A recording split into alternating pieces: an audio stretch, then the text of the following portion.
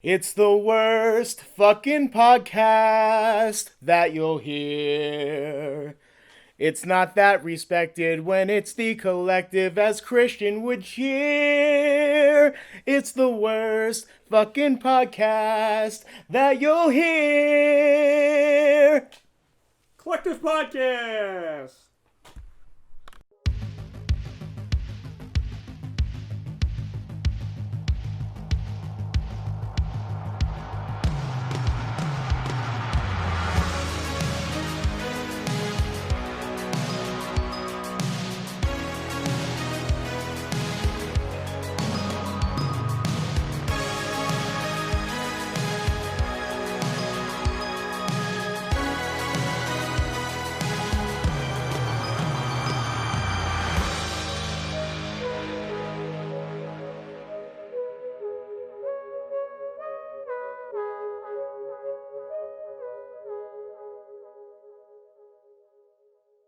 Alright, everybody. We are here in the orange zone of Staten Island. I have broke out of my house to come to Jerry's house to do the podcast deep in the orange zone of Staten Island. So what you're saying is you want just as much of a tan as I do. Yes. I'm staring at Jerry's pumpkin spice Cheerio oats because Jerry's a basic white bitch. And I mean, it is the orange zone. yeah, I mean, Jerry's got to keep up here with the orange zone. But if you guys don't know what the orange zone means, look it up. It's all COVID related. Or in the words of Jank, Google it. So you Google it. Yeah. So we're here. There's no guest today, but I figured me and Jerry will do something kind of like the old Tales from the Filmmakers that him and me used to do. The only difference is that we're calling this one the Broken Records Magazine Chronicles because there was way back in 2010. 2010 was when me and Jerry first met. Actually, 2010. We met each other January, I guess, like 5th or 4th or something around that time. It was January 4th at my third show ever. Yeah, at the Cup, which was then became Hashtag Bar, and now is a tattoo shop. It's like right next to that bar you like. Hop Shop. Hop Shop. And the Coop. Yeah. So there's that, and we met at the show. Jerry just walked by me, and our friend Joe, who everybody knows has been on podcasts multiple times, goes, "Hey, this is Gerard." I'm like, or Jerry, and I go, "Hey, Jerry." I shook his hand. He just walked right by me. I know, I was such a jerk to you. Yeah, you're such an egotistical... And do you really think things have changed since then? No. Thank God. No. So, Jerry, you can lower the mic a little bit. You don't have to, like, breathe. I know, you don't have to eat it like an ice cream. I was kind of like in the OCD stages of me interviewing people formally when I was working for Broken Records Magazine. So this is a good segue in. So we're gonna talk about our experiences in Broken Records Magazine, doing the interviews, doing music videos.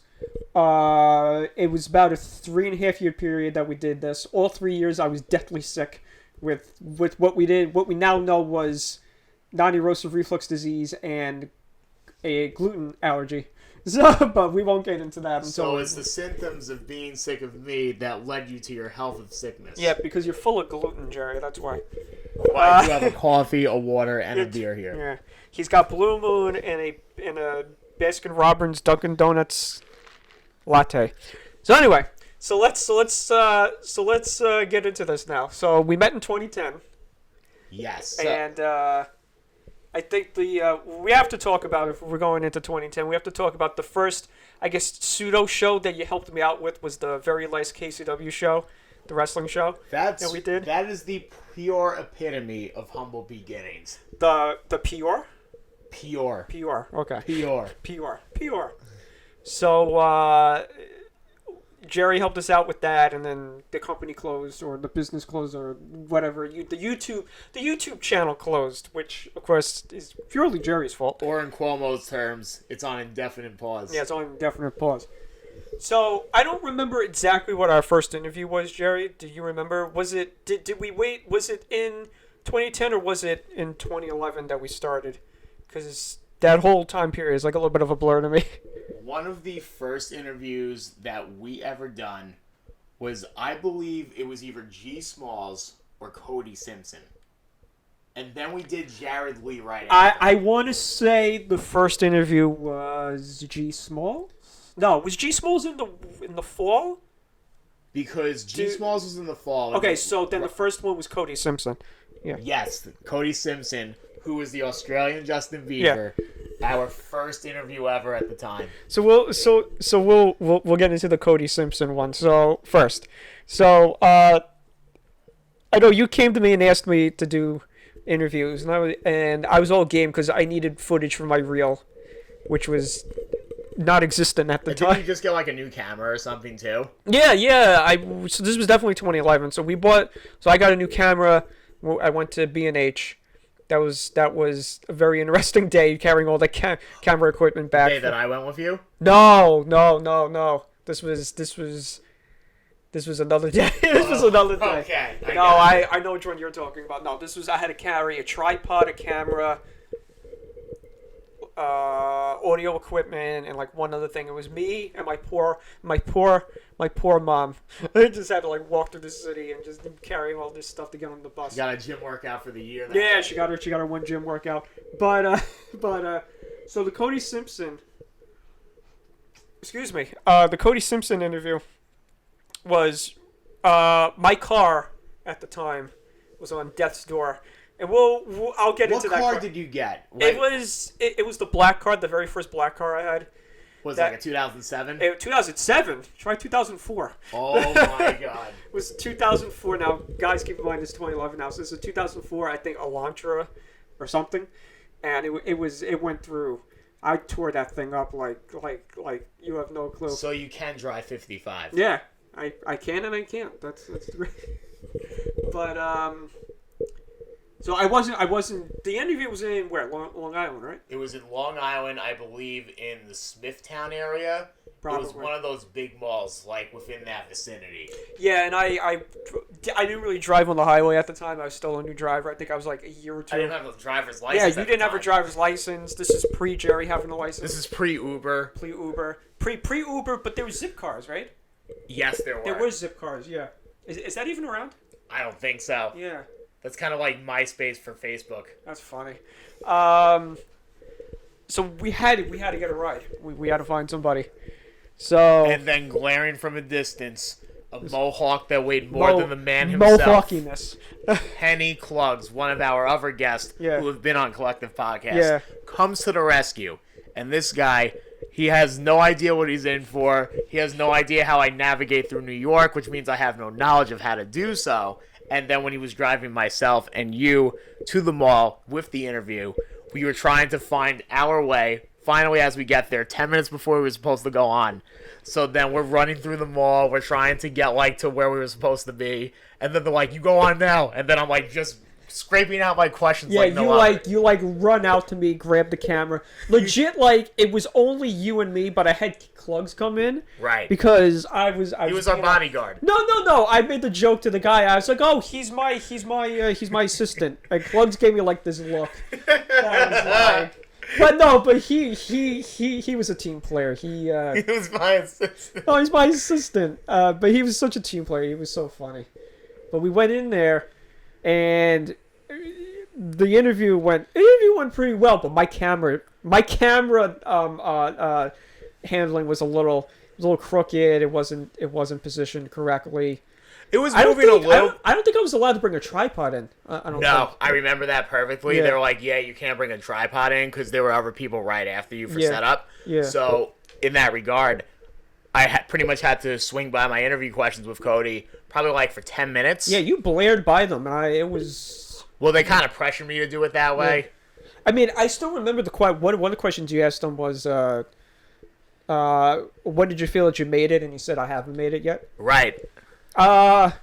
Speaking of Cody Simpson, like I want to say like a month and a half ago, I read that he was going out with Miley Cyrus, and then they broke up. I believe that was like a fling or something. Yeah. I'm not 100% sure, nor do I want to be the TMZ of fake news on this one. Oh god! Well, you are. Well, we basically were TMZ.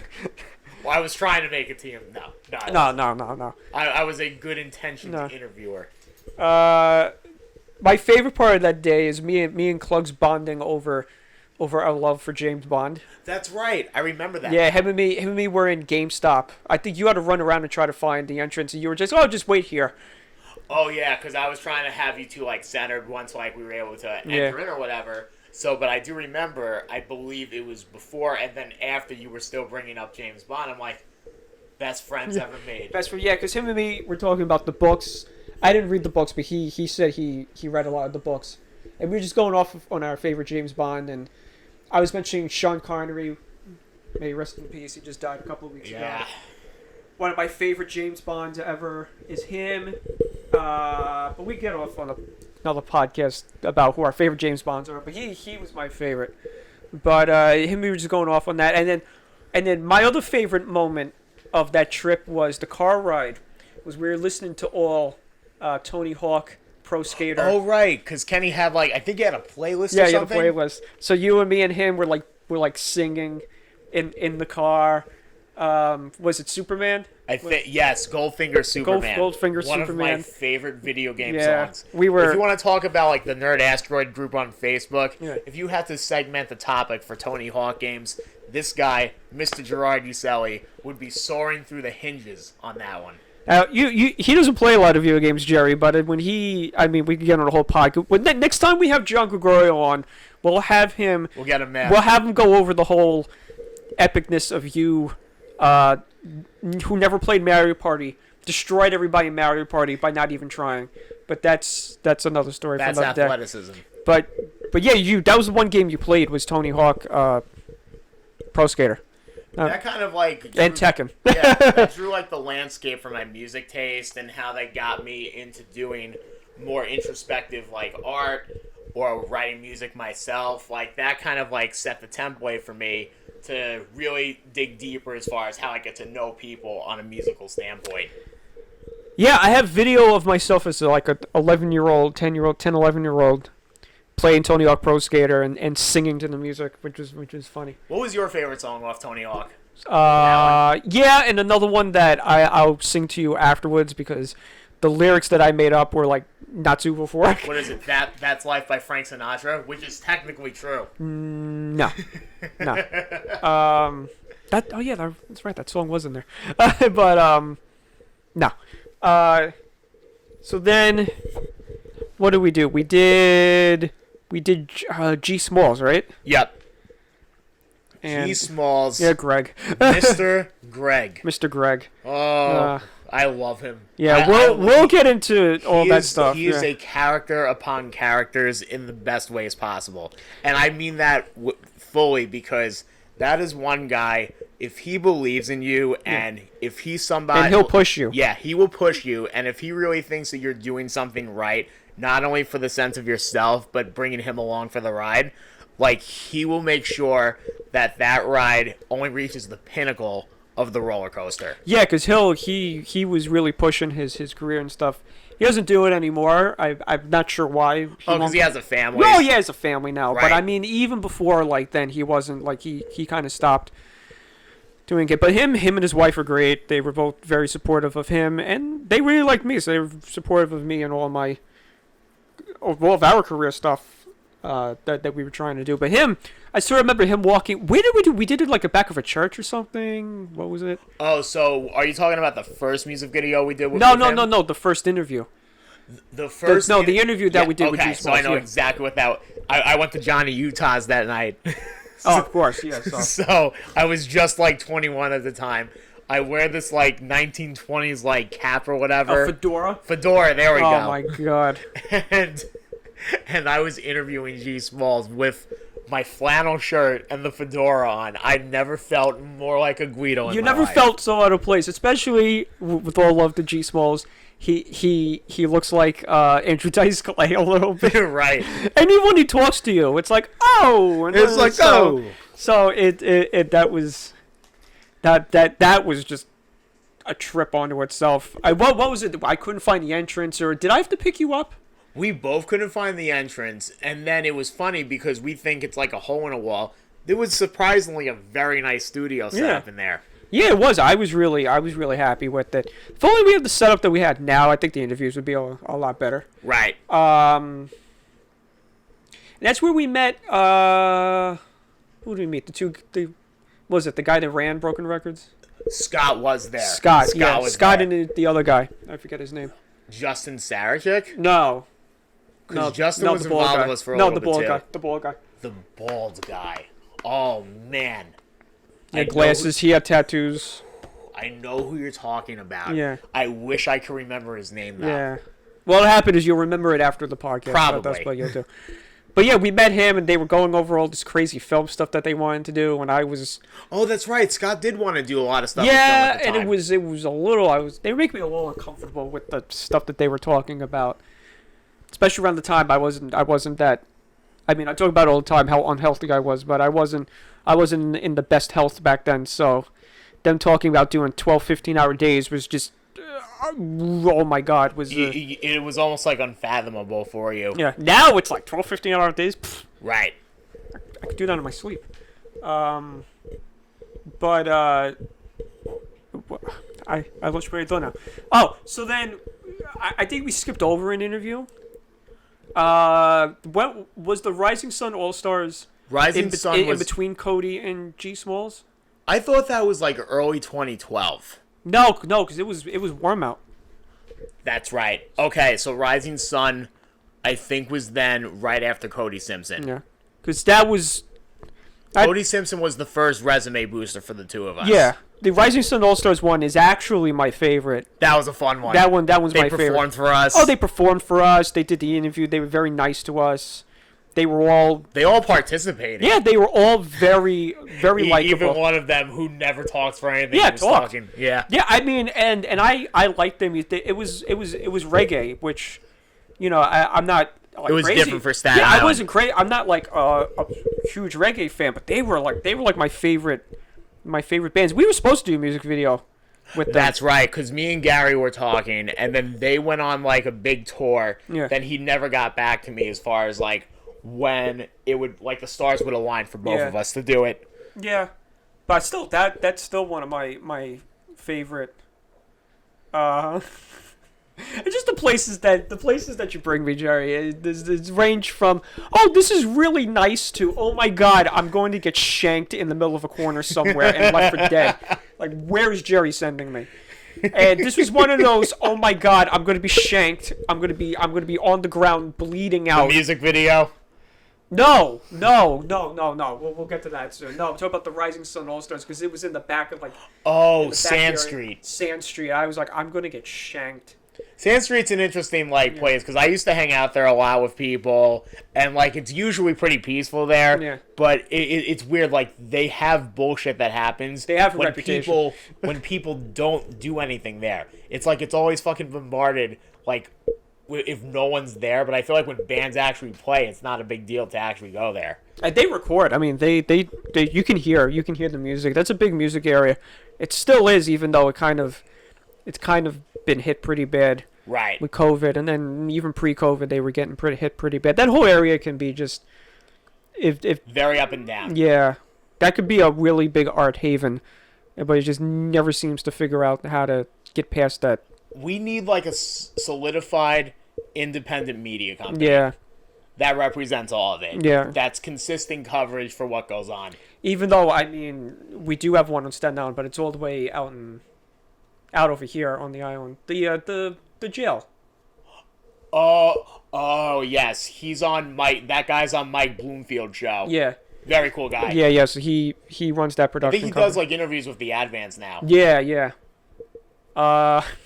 So I guess that was what? That was 2011. 2011. 2012, I got really into booking shows. Yeah. I want to preface with we did not get paid for any of this stuff, even though we kind of should have. Only G Smalls. He was he was the only good one. He was the only good guy to actually said, here's some money. Right. I just thought of something funny, Jerry. This has nothing to do with Broken Records, but when we get up to it, I'll bring it up. Significant life experience though for the two of us. Yeah. Like we've really had some experiences doing that stuff. It made us a little more street. It made us a little more street savvy. So 2012, we'll get into some of the shows that you booked, but this is way deep in my sickness. So like spring 2012. No, so like January, February 2012 when we shot the first G Smalls music video. Christian, I thought you weren't gonna make it through. From Me to You. That's no. SI Giants. That's the first one. No, From Me to You was when you didn't think I was going to make it through. There we go. But SI Giants was what a surreal. I mean, I cannot describe to you guys that are listening just the surrealness of having Shaheem from, was it the affiliate of Wu-Tang? He was the first known affiliate of Wu-Tang Clan. Literally, and their youngest member at the time. Literally outside of my house, with my poor Italian mother going, "Oh my god, oh my god!" Like really panicking and looking at Jerry, like, "Jerry, what are you doing? Like, what'd you get my son into?" I got it. And you're like, "I got this," and we shot the music video. It was great. He was a ball. He was surprisingly a lot of fun. He was great. He was legit. Like, he did everything that all the directing that I did, he listened to. He was very open to suggestions. Yeah, because I remember like when we were when you G Smalls was kind of like on the same page with us. Yeah. On a lot of the stuff. Yeah. And then Shaheem was always open to like fulfilling more suggestions. He shot down one thing that I wanted because he was like, it was too cheesy. What do you want? There was a line where G Smalls says, "Shaheem, pass me the ball," and I wanted somebody to throw a basketball to G Smalls from off camera, and he was like, every music video does that when they say that line about passing me the ball and stuff. Try to be different. So right, that was really good. Like, he made us think outside the box. And I hope when I say this it doesn't get me in trouble, but the best was it's legal now. So the best moment was we're driving down to the Alice Austin house, and I'm sitting there with Jerry. No, first one was we went to that store that was on Tompkins. No, Richmond Road. And you took me to not the clothing store. Yeah, the clothing store. Yeah, and you took me to Richmond Avenue. There we go. So I had to hop on the highway and come back. Most terrifying moment of my life. But we went there. Wasn't G Smalls in the car with us? No, he wasn't. No, this was that? No, that was for From Me to You. Right. I'm mixing up music videos here, but we were driving from one of the school playgrounds to the Alice Austin house, right? By my house to the Alice Austin house, and I'm in the car. I'm driving. I remember you gave me this look like, "Oh, Christian, I don't think this is," because I wasn't too happy with what was music video and stuff. We get to the Alice Austin house, and I walk over to G Smalls' car. I'm like, "Okay, we're gonna get a shot of you in front of the city. I'm gonna have Jerry play the song. You just rap it." G Smalls gets out of the car. We walk the thing. I go, "Where's Shaheem?" He's in the car, blitzed. And you could kind of see it in his eyes. And he's mumbling like, "Hey," but the thing is he was cognitive. He was talking to me. He was perfectly fine. But as soon as I said action, everyone was. So thank God, like, you don't take the actual audio from what you're shooting for the music video. Can you imagine if you reinstilled that with the actual audio from that? I don't think I have the raw footage for it anymore. But that was another day of just wow. And then we went to the Colonnade afterwards and ate, and I'm sitting there like, what did I do? And then 2 months I put you through, Christian. And then 2 months later, we shot From Me to You. Dude, when we shot, so you know how you have like your ego moment, like when you were younger. That was the best one. That was the when best. When you were younger, like in school or whatever. That was my last semester of college, dude. I had the biggest ego you could imagine. It was. You still do. No. It was so narcissistic. Hey, look, I was very narcissistic when I was like 18, 19, and 20, and then 21 hit, and I realized, oh boy, I shouldn't have this ego. But excuse me, but we shot From Me to You. I was hanging on a thread. I was hanging on a needle. This was when, and I hate to say this, guys, but this was when it was very touch and go for me. We didn't know if I was gonna be alive much longer. Let's just put it like that. The Super Bowl party I had, I was like really concerned. Yeah, because all I was just sitting in the corner, just wasting away. I was not in good health. I was just very sickly. I was gaunt. Not a good time. But we shot that music video. I was really not feeling well, but I pushed through that. Yeah, you did. And it was the best. It was the best. Because I didn't drive yet. Yeah, it was the best music video. We shot up by the bridge, which was illegal, which was great. We did a pass over the bridge, which is also illegal. We drove through the highway, which I think is fine. And then but that was pretty good. And I still remember the shot of I'm on the boardwalk and he's in the street and he's waving like from me to you. That was a pretty cool shot. Yeah, that was a great shot. And then we were supposed to do a third one with him. Yes, like literally the same season. Yeah, and I remember him saying, I'm going to do like my worst G-Smalls in person, but he went up to me, he goes, so Chris, what type of cars do you like? And I'm like, I don't know, I like Mustang. You know, a Mustang's my favorite car. I want a Mustang. One day maybe I'll get one. My friend had a Camaro. My friend has a Camaro, has a Camaro. Lamborghini and stuff. He was like, well, I'll get all those and we'll shoot a music video in the parking lot in South Beach. I have this music. Here's the music video. See what concept you come up with, but make sure there's cars in it. So, so I'm like, oh my god. So it's gonna be you stealing the car. No, I'm like, what are we gonna do? I never came up with the concept, but just to sit there and go, oh my god, I'm gonna get Mercedes, Mustangs, Camaros, Lamborghinis. Dude, we were like 21. That was our egos on frickin'. Yeah. Not in check. So your shows, Jerry. Let's see if we can get into some of your shows. All right, one of the greatest and worst shows at simultaneously for me. Mm-hmm. It was the 2-floor show. You weren't there for it. Oh, I was about to say. You know all the stories. So I was with another partner booking shows together. Yeah. The person literally backs out on me the day of the show with money. He owed me money that day.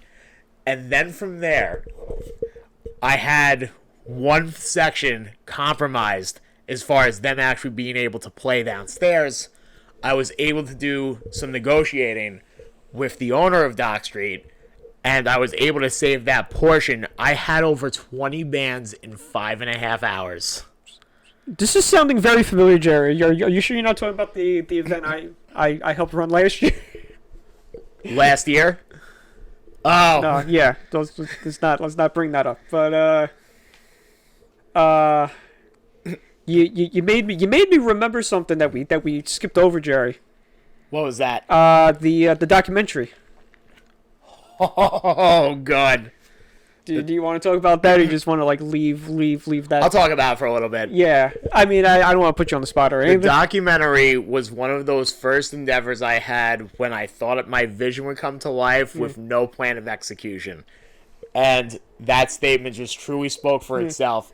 Because the first day of shooting, it was pretty on point. Yeah. It was relatively on schedule. The hottest day of the year. Hottest day of the year. And Kenny Klug's war suit. That was brilliant. Yeah. The documentary was called The Others, and the premise of it was to narrate Staten Island's music history. And we were able to get about 7 to 9 different interviews for that series. Yeah. And what happened on the second shoot was, this is my fault, no contracts signed with the filmmaker. Well, we were all very young and naive, and we didn't know what contracts were. So we didn't. So I didn't sign a contract. That was my leadership speaking for myself. Mm-hmm. And then I was getting charged like literally $500 per session, and I had an internship and one part-time job. Yeah. So you just ran yourself. No savings. And you are. Don't do that, ladies and gentlemen. That's pretty bad. But that was your and my first endeavor that I just totally forgot that we did. That we did. I remember I had to take money out of my out of one of my like family funds or whatever. But hey, you want to know something? It's a great story because look at where you are now. That's true. So you come from that being not so sure as to what you're doing. Not at all. To going from okay, you kind of know what you're doing. There we go. So you're just summarizing my decades of experience from 20 to 30. So anyway, so the shows that you booked. So that show, it was a 20-band show. We could have made a lot of money, but because of my partner not being there on site, I was out close to $700, and I could have netted close to $1,000 if I didn't do that. Was you guys were charging people at the door, right? Yes. Now I forget. Do you have to pay the bands? That was a $10 that was $10 for tickets, $12 in person. Did you have to pay the band? I always like to pay the bands. I think it's important to do that. It shows a sense of morale, a sense of decency. So I was like one of the few promoters who even paid the opening bands. Should I tell the story about the show? I don't know if you weren't booking this show. There was a band that came down from upstate that wanted us to videotape them. Oh, yes. And everybody knows I used to have a temper, like a very bad temper. So we're going down to the same place, Dock Street. I walked down the steps. You comped me. Right. But we had complimentary tickets. Oh, okay. So we're not going to mention names. No names. So... Well, can you imagine? Yeah. For the viewers or the listeners, can you imagine if you were promised 2 complimentary tickets and then last minute, because the person shows up with a camera, the guy goes, "No, now you have to pay." Yeah. So I'm literally setting up my camera, and the guy goes, "Hey, you have to pay me now, or else I'm going to have to ask you to leave." I looked at him. I went, "Who are you?" And he's like, "Oh, I'm so and so. I'm running the show." And I looked at Jerry. And Jerry's like, "Oh, calm down." But he's trying to talk to him. Jerry is very known for his negotiating skills and for his skills of persuasion and selling. So, but on this particular day, Jerry didn't have his voodoo on. His voodoo on. And his dance of the sirens on. And the guy just wasn't breaking. And he looked at me and he goes, "Well, if you don't pay me," and I think it was like a ridiculous amount. Like I think it was like the door was $10, but he wanted us to pay like $25 because he was a douche. Oh yeah. Yeah. So he looked at me and he goes, "Well, if you don't pay me, I'm going to have to confiscate your equipment." And this equipment was relatively new at the time. Right. And I looked at it and I says, "You even come near my equipment, that tripod is going to go through your face, out your ass. It's going to look like a snuff film if you even come there." He's like, "Hey man, it's okay. You don't need to threaten me." I'm like, you're telling me, you're forcing me to pay you $25 so I could put my sticks down, which are tripods, my sticks down. But now oh no, it's cool, man. It's cool, man. It's cool. I'm like, well, that is such a sellout way to go about things. Yeah. It's cool. It's cool, man. It's cool. You don't have to harm me. I'm like, you come near my equipment. I don't know you. I don't know who the hell you are. I don't even know if you're running this show. You just be some guy walking up to me telling me to pay you money. I don't know who you are. Right. I later found out who he was. With like minimal sense of professionalism. Yeah. Walking up to me, tapping me on the shoulder, like that scene in Star Wars where he's like, "I don't like you. My friend doesn't like you. We're wanted in 12 systems." and he 112 systems. and then Obi-Wan slices his arm off with the hand with the lightsaber. That was going to be me if that guy, pushed me any further. It's just like, it's a crazy world when you're in your early 20s, even younger, and this even goes for bands who have been growing up doing music in front of people. Mm-hmm. It is so easy to get your ego fed. Yeah. And not to compare myself to others, but I've had people younger than me really hit like ego pits that are unprecedented. There's a music video that you and me attempted to shoot. That was my fault that it didn't get done. One, because I was like definitely sick, and two, my vision didn't really come out properly. One, because we didn't have the equipment that I wanted. That I didn't realize we didn't have the equipment. Was that when I was getting the Canon? No, not yet. Got not the yet. T3i. Not yet. We got that for a different reason. Oh, yeah. We're definitely going to get into that. It was the band when All Else Fails. Yes. Shout out to Rich Canty. To Rich Canty and 5 Times Foundation. Yep. They're doing great things. They're great foundation for cancer. They do a lot of great things. So shout out to him. We want to do a music video, and he did Screamo, and Screamo's not really my thing. But I had the idea of doing a music video of them live in concert, like you would see those old '80s music videos. Yeah. The one I think I brought up was Dancing in the Dark by Bruce Springsteen. Yeah. I wanted to do something like that, where it's just the audience and the band. And what I didn't realize was I didn't have enough footage. Oh, man. I remember when you were going through your hard drives or whatever. I didn't have enough footage for them, and then I did another. It just didn't come out. It was dark. The lighting wasn't right, and I couldn't brighten it up for shit. And I think we had to pay him the money back. But, oh, yeah. Another music video we were supposed to do was with Kick. This is funny. It was with Kick with our good friend Kyle. Good friend of the podcast, good friend of ours. So you're Ginger from another mister. So he talks very deep. You would never think that's how he talks, but he talks very deep. What do you mean, Gerry? Christian? What do you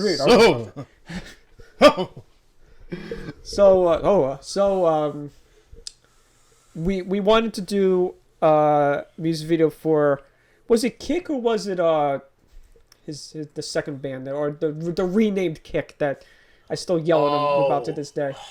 Man, what was that name? I don't remember. Well, it'll come to us. And we were looking through his category of songs that he wanted. He gave us Fair Day Skyline. Fair Day Skyline. There you go. And we're looking through his catalog of music, and he was like, "Here's the songs that I want music videos for. Pick one." And what was it? Headspin? No, Freeze Frame. Freeze Frame. It was called Freeze Frame. It was a comedy song. And he was like, "Oh, I don't know, Christian, I do comedy, blah, blah, blah." I says, "But it's a funny song, He goes, "Well, comedy, my band's not a comedy band." I'm like, "But you could do funny things and you'll get known. Like, funny, people like funny." And I pitched him the whole music video. Yeah, you wrote a treatment, too. I wrote a treatment for it. I was really pushing for it, and he just wouldn't budge. It was going to be one of those, like, his girlfriend at the time would have been there and he would have been, what was it? "Oh, he makes me go crazy." I think that was a lyric, and he starts doing, like, breakdancing in the middle of the music video on his head. It was. Kyle, if you're listening, which I probably have to pay you to listen, yeah. But nonetheless, you need to do breakdancing professionally. Yeah. But he's always him and me had a tumultuous relationship early in our friendship, and then now I love him. Now he's such a great guy, such a fun guy to be around. So you want to move on to something next, Christian? So who's the guy that we interviewed? The other two we interviewed a guy named Jared Lee. And who's the other guy that we interviewed? In 2012. Yeah, he had glasses and blonde hair. Ben something. Yeah, Ben something. Man. We really should have done research for this podcast of what we were doing.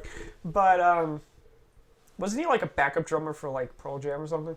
Yeah, he had like some background. Yeah, he was like a backup drummer or something. Related to the music industry. Yeah. But Jared Lee. Jared Lee had his song on American Idol Yeah. back in 2011. Yeah, so we interviewed him in an office building. It was in a the big city. PR company at the time. Yeah. And we went to like this bougie company floor. Oh my God. The conference room was surreal. Carrying our camera and tripod. I was wearing a Weezer shirt to this fancy PR Yeah. firm. I don't know why you're wearing a Weezer shirt, but okay. I used to wear that shirt a lot. I know. That was like the shirt that I saw you most on. That and Incubus. I think I saw you in that shirt a lot. Yeah. You don't have that Incubus shirt anymore, right? It's that black and white one, right? It got ruined. I had it till about 2 years ago. Yeah, I remember that shirt. It was a good shirt. That was I don't remember that. There's nothing big happening. The only thing I remember in that interview was He performed after. Did he? I don't even remember. You filmed it. We talked That's to him right, for about he did. 15 minutes. That's right, he did. And then he did another glimpse of his video. He did an acapella. That's what it was. Right. The only thing I remember was us carrying that tripod and me looking at you and being like, "We gotta find an easier way." Didn't we go on the bus that day? Yeah, with all this shit. And I looked at you and I was like, "Jerry, we gotta find an easier way to travel in the city with this stuff." Because you were like, "Come on, let's take the ferry," and I'm like, "Ferry, I don't like the ferry." And then you're like, "Take the train." And I'm like, "I don't like trains. I really don't like." And then you're like, "Jerry, get a license." Yeah, I'm like, "Jerry, can you get a license?" And Jerry was like, "I got a license. Why did I get a license?" And I was like, "I'm gonna get a license. I got a license. Why did I get a license?" We need to get Lou on this fucking podcast. Yeah. So what was this? So now this is 2012 now. Now I'm working with Joey G at this point.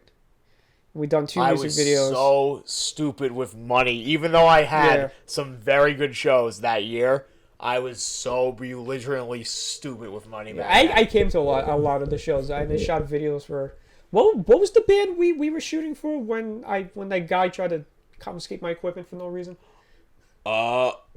Wait. Are you talking about the rapper? No, it wasn't a band. I don't even remember. I think I know the premise of what you're talking about. No, the guy that the story I was just talking about. Oh, okay. I know what you're talking about. I'm not going to mention names, though. Oh, you don't know the band. Okay. Oh, yeah. You do know the band, but you're not going to know. Right. Okay, so we won't mention. Oh, okay, I get it. So, yeah. So I guess 2012, that was it for 2012, right? So that was also the Broken Records Magazine Music Festival with Justin Zarajek. Yes. And Process of Fusion, right? We had Broken Records Collective, and I think you were filming a couple of those with me back in late 2011, early 2012. That was when it was Justin, Sig, who's Chris Ostro. There's Quest and Redeem. There was Alec D'Alessandro at the time. Yeah. He was part of our collective before he blew up. Yeah, before he became a... And I was technically their booking manager. And I tried to do music, and they're like, "No, we're not releasing this." Oh, Jerry. So 2013, that's when we got the Canon T3i in 2013. Oh, let me explain. I got one story from the music festival. Okay. Okay, so I booked Mac Lethal, who... That's right, you did. This was right before Text from Bennett came out, his book. Yeah. And that's what blew him up. Big time battle rapper, big in the underground scene, started to get mainstream fame. Yeah, you were big in the battle rap scene. And I was able to get him for the first night of our festival. Never forget this. I was coming back from Comic-Con, and I had to jump in my friend's car by the ferry. That's all never. If you guys want to know why I'm groaning, do you want to save it for another episode? No, I'll tell him. So, we're standing in line at Comic-Con. Jerry has a banana costume on.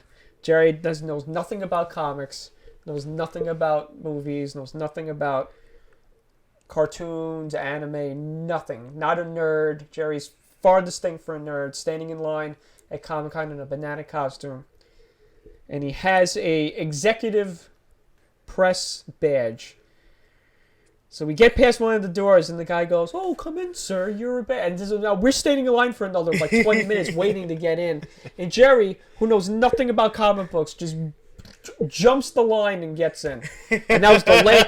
And if everybody knows the Javits Center, the Wi-Fi sucks. You can't get anything. Yeah. So that was the last time I saw Gerry that day. I was like, "Bye, Gerry." I went to just see Coed and Cambria. Yeah, and then I get a phone call from Gerry the next day. "Hey, Christian, I won a costume contest." I go, "For what? You were a banana." He goes, "Well, I was eating a banana, and I said I was Banana Lecter. And everybody thought it was great, so I won an award." And I'm like, only this guy who knows nothing about comics. I got interviewed for a Virginia media outlet. Yeah. Only Gerry. But anyway, so you came back from comics. So I run into Jay Miller on the ferry, who's who is Were you wearing the banana an enigma costume? in himself. Were you wearing the banana costume? I think I took it off at this point. I think. You just made the story a lot less interesting. You're welcome. So I see him on the ferry. We were talking. I haven't seen him in over a year, so we were bullshitting about life or whatever. Then I get off the ferry. Patrick Wakey from Process of Fusion picks me up because I still didn't drive yet, and we drive all the way to JFK to pick up Mac Lethal at 5:30. Are you just mirroring my life from the past year? Because it's I had to go to LaGuardia to pick up actors for the event that I was running. We had to run in the airport to pick them up. It was ridiculous. And then when we were in the car, bullshitting about everything, we had to stop at the hotel. I left my ID at the hotel and almost couldn't get into my own show. Oh my god! So. The show is fine. That went pretty good. Mac Lethal did a conga line at the end of the night, and there was about 25 people who participated. Only you can do the conga line and make it look like it makes sense. You're welcome. So I'm like, "Where's my ID? How am I gonna drink?" That was my biggest question of the night. And then this is when you were a heavy drinker. Yeah, but early 20s, yeah. Celebratory age range, yeah. And then from there, we go out for dinner. I mean breakfast or whatever, mm-hmm. And then, as I just coughed, there was a person hacking up coughing, and then Mac Leaf was just like, "Who the fuck is that? Who the fuck?" Oh yeah, that's where we get the "who the fuck is that?" Yeah. From. Who the fuck is that? And then I finally get my ID at 4:50 in the morning. So then you turn and you go, "Oh look, the sun is rising." Yes. I bet you slept good that day. I had the festival part 2 at Kilmeyer's that day. You're crazy. You're crazy. I had to get there at 11:30 in the morning. I got about 4 hours of sleep. Yeah, Jared, this is sounding like Mind Vision, where you left George's apartment after shooting day 1 of Mind Vision to go to a party, come back at 3 in the morning, and then wake up 2 hours later to do another day of shooting. I'm starting to see a trend here. I was only 2 minutes late. I'm starting to see a trend here. So I guess you want to get into the big hilarious finale. Well, we'll circle back to the finale because actually we'll do the post Mind Vision and then we'll circle back to the big finale story, which is the greatest story ever. So we shot Mind Vision. I'm half dead. Yes. This is not me sickly. This is just me being stupid and not realizing that my body has limits to what it can do. So as far as I can push myself. So we had 2 days of shooting for Mind Vision. And if you guys want to go back into the archives, it's the second or third episode we did. It's called, oh no, Mind Vision was a later episode. It's called Tales from the Filmmakers, Mind Vision. Oh, yes. So we did a whole episode on that, breaking it down. And I talked about how I pushed myself too far to the limit. But you guys can listen to that. So I did. I pushed myself to the limit. I was so sickly. We were supposed to go into the city to interview Hawthorne Heights. And it was a miracle that I got them. Gerry comes over. And he walks in the house. I'm literally on all fours in the backyard. And all fours means You were barely able to talk I'm to on me. my hands and knees, dry heaving. And I left work to do that. And you were looking at me, you're like, dude, you're alright? I'm like, just go. I'm literally like, I can't even enunciate my words. I'm like, just go, Jerry, I can't just go. I go into the city with like this half-ass camcorder this Panasonic camera I had for maybe 6 years before it like went kaput, and then I literally had to interview Hawthorne Heights off that camera. Who did we interview at Gramercy? Backstage. Gramercy? Oh. Oh, Pop Evil. Pop Evil. We interviewed Pop Evil. That just popped up. That popped in my head. Pop Evil. Yeah. I also I interviewed a bunch of people. Blue October, Mayday Parade, We the Kings. Pop Evil was like, that was fun. That was a good interview. We were backstage. I had my summer camp shirt on. In front of this like heavy metal dude or whatever. Yeah, he had like his nails were painted. He had like makeup on, and he's looking at you like, who's this guy in this Sunrise Day? That's Sunrise Day camp. No, it was it was a Malaretto shirt. Yeah, it was the Malaretto day. What the hell's this guy with the day camp shirt? All right, Jerry. So you want to get into before we go? Before we go, you want to get into the big epic wedding? Oh. So let me Oh boy. Let me lay the groundwork here. So Jerry and I, we're a really good team when it comes to booking. We're finally starting to do things right. We're a very good team when it comes to managing and scheduling. But what we're not are two filmmakers. I'm the filmmaker, and Jerry's just along for the ride. That's how I describe Jerry. I go, all my friends who I work with goes, but Jerry's not a producer. I'm like, he's a lot better producer than you people think he is. He's good at scheduling and making contracts and stuff. But that's all he wants to do. He doesn't want to come on set. He doesn't want to be involved in anything, even though he comes anyway, just to hang out. I go, well, Jerry's just along for the ride. He's here to help me. This was a day where Jerry and I were the two people that needed an assistant. Yes, very much so. Because usually Jerry's my assistant. But at this day, Jerry and I were supposed to be the two people leading, and we needed a third, which... on someone's wedding. So, I'll go through the wedding real quick, and then Jerry will include all of his laughing and stuff that... Because every time we tell it, Jerry laughs, and I know exactly at what point he's going to laugh during the story. Just because I've told it so many times. But, hey, look, just to say all positive, the woman that we did it for, she still shares it on Facebook, the pictures. She still talks about how great we were. We got paid really well. But we had no business shooting this wedding. So, me and Jerry go to the practice. What was it? The practice wedding? Yes.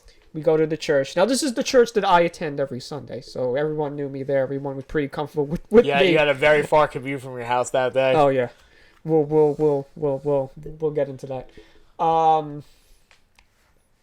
So it's the day before.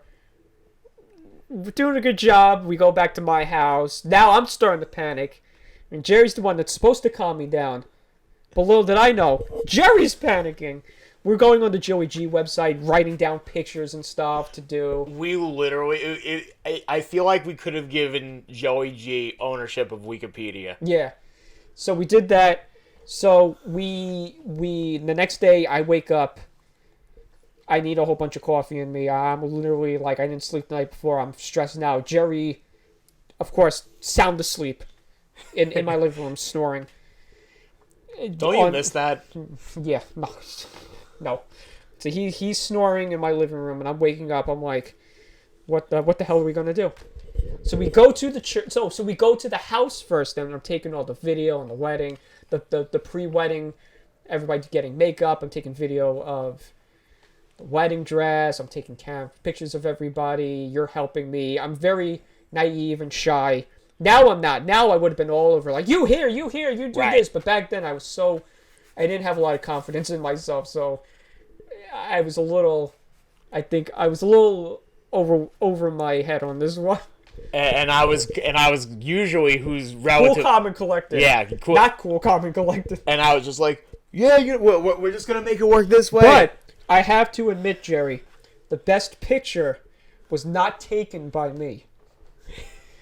The best picture was taken by Jerry, who decided to, I think this would be a good shot, takes the shoes, puts them in the grass, and takes a off-centered shot with the ring. With the ring. The best shot, I think, in that catalog of pictures that we did. Best shot ever. Excuse me. And I'm just like, wait, I did that? So now we have to leave to get to the church or whatever. And get to the church. I'm setting up. Everybody's ready. Everybody's happy. I'm hooking everybody up with the mics. I'm putting my microphones all over the place. All of a sudden, you call me, Jerry. You're like, you gotta get out here. I'm like, why, Jerry? This lady's yelling at me. I go, who's yelling at you? The bride's yelling at you? No, the bride's trying to calm the lady down. This lady keeps yelling at me. So I come outside. It was the aunt or something was yelling at me. Where were you? And I'm like, what do you mean, where was I? You weren't at the house? Like, I was at the house. I took videos and stuff. That's right. And she's like, well, I wasn't there. You should have been there when I was there. And you take pictures of me. So now my temper starts to flare. And, back then my temper was not very... But you had the... I had the best comeback. I had the very best comeback ever. Even Jerry went, damn. Damn. Jerry pulled me inside and was like, damn. Or in the words of Joe Volanti, nice. Nice. I looked at her and I went, excuse me, are you the bride? She goes, no. Are you paying me? No. You are not the boss of me. She's the boss of me. She tells me what to do. You weren't there when she told you to come? Not my problem. That sounds like a you problem. Right. And then I looked at you. We took the pictures. I walked inside. And then Super Hot Fire came into the existence. Huh? Then Super Hot Fire just comes to life. Yeah. So then I had you come near me. I was like, just stay near me. Just take pictures from here. Just stay near me so this lady doesn't kill us. So we get in. So now we're done now. The wedding's done when it went well. So now we have to take pictures. And I tell the cab guy, okay, let's go to Clove Lakes. Little did I know, a lot of people in the bridal party were old and couldn't walk. So we had to make do with what we had. And I took all the... Oh, didn't I have to walk like a few of them or something? Yeah. We went to a gazebo, took a picture of a gazebo, took a picture on a bridge. Made do with what we had. And they came out pretty good. We got to... This is where Jerry's laughter is going to start to come in. We get to the Crystal Room. No, Crystal Room? Island Chateau. Shut down. We got to Island Chateau, and now Jerry, who never panics, never had an anxiety attack, never sweats, never looks at me and goes, Christian, I'm panicking, starts to shut down in front of me. And I'm like, Jerry, we're in the clear. We're in the clear. It's over with. All we have to do is shoot the party. That's easy. That's low stress. Stress part's over. He's like, I don't know, man. This is gonna what do we do? What do we get ourselves into? Blah, blah, blah. You're just like shutting down on me. I was sweating like no other that day. So finally we get into the room and then the dolly breaks. That's where I lost That's where Jerry just completely I had to run outside and call Vlad. I'm like, you're literally calling him Vlad. You're like, Vlad, where's the f-stop in this? Where's this? Literally the meme of the dog sitting in the flaming house going, this is fine, everything's fine. That's Jerry at this point. Me, right. I'm exhausted at this point. Everyone's dancing and having a good time, and I'm sitting there like, all cool, calm, and collected, and Jerry's like, what am I doing with my life at this point? Sure enough, we got paid, everything was good, they loved it, they lived happily ever after. We didn't ruin their wedding. They're still married, they still use the pictures, they still use the video. I think the part of the video is still in my reel, I think. Yeah, it was part of your reel for a while. It might still be, I'm not sure. I think the wedding dress part might be in it, I'm not sure anything else is in it. Right. Yeah. What a chapter of life. Let me tell you. 3 years, and then after that we stopped doing it because I think Broken Records just ceased to exist. I went back to school. Well, Scott wanted to move to North Carolina. Yeah. I went back to school. You got the March of Dimes job? I was very... Oh, I know what happened. Okay. I got that marketing job that consumed my life. Oh, quote-unquote marketing job? For only making $30,000 a year. I was working sometimes 10 to 12 hours a day. Was this the one I yelled at you about? No. No, that was the one afterwards. That was the one afterwards, yeah. And then you worked at the March of Dimes, yeah. Exactly. But, yeah, I mean, it's not a portion of my life that I want to relive again. Very chaotic. But it's very interesting to see where we came from, where we are now. The type of people we got. Type of people we knew. For just being very young. Like we were just hustlers in the way that we just knew how to make relationships with people. I mean, you transplant what we did back then to now, completely different. Right. Our mindset would have been completely different. I think the way we did things would have been completely different. I think we would have had a better head on our shoulders. Exactly. But we were just the Wild West. That's all I have to say. It was literally like jump at your own risk. Yeah, it was like literally like, oh, this bungee cord might snap and might not. Let's just jump and find out. That's literally or as I coined the phrase, kamikaze filmmaking. So yes. That's So as the final point, should I be the ambassador of kamikaze filmmaking? Yes. You're welcome.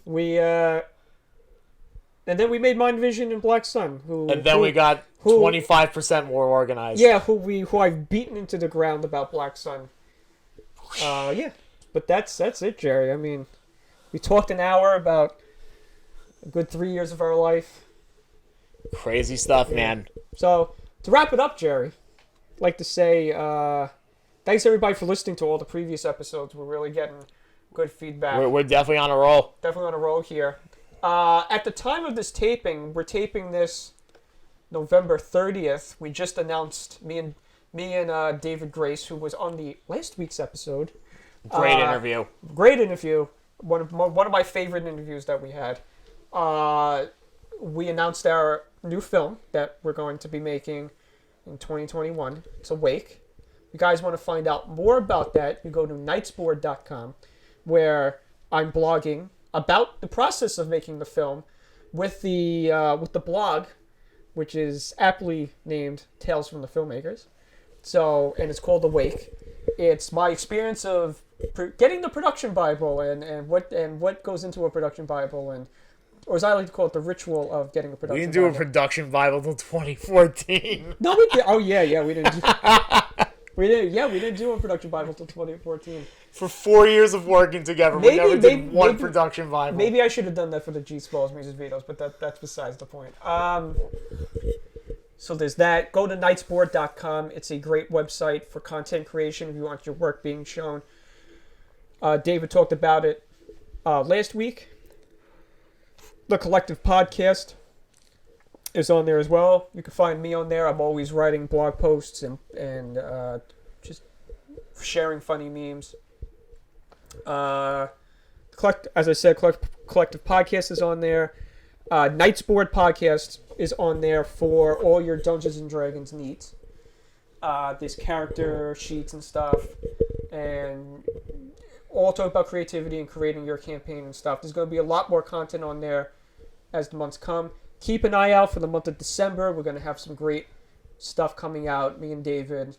We're going to be announcing that soon, if he hasn't announced that yet. Oh, also, we're going to be interviewing the Ladies of Lilith, Danielle's whole group, and everything like that. Danielle Serpica, that's going to be December 11th. December 11th. That's when we're going to be taping it. I don't know if it's going to be up at the end of December or early January. And you get to see me in a suit. And Jerry's going to be in a suit, and I'm just going to be in my regular clothing. With shorts on.